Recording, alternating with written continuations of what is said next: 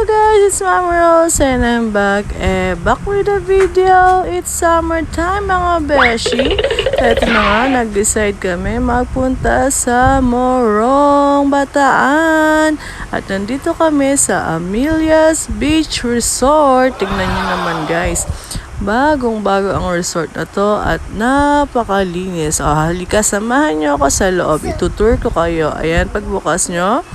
Tiyanan! Yan! Meron po siyang 5 higaan. Yes, yan po ay good for 10 packs. Ayun na nga, for only 8,000 pesos. Ayan guys, at napakalamig. Bagong-bago ang aircon. Ayan, kasya po kami lahat dyan.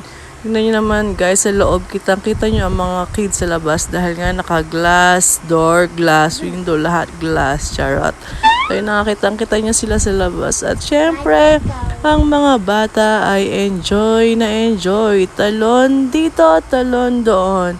Syempre, sila ang priority natin. Hayaan natin sila maging masaya. O, isa pa ulit. 1, 2, 3, jump. O, nauna ka na, chichi. So yun na nga guys, try nyo magpunta dito sa Amelia's Beach Resort.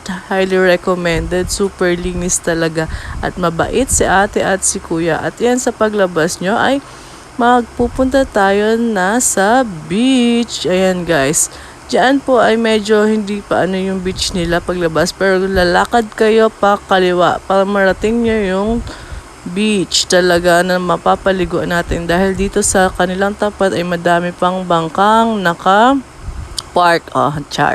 Naka-park talaga. So yun nga, low tide pa nung mga panahon na yan. So naglakad kami pakaliwa. Yan. So ayun na nga, at nakaligo na kami sa beach na malating namin ang lugar na wala masyadong nakapark. Charot. So ayun na nga guys, napakasaya dito. Sulit na sulit ang bayad nyo at hindi kayo magsisisi. Ayun lang. Enjoy life!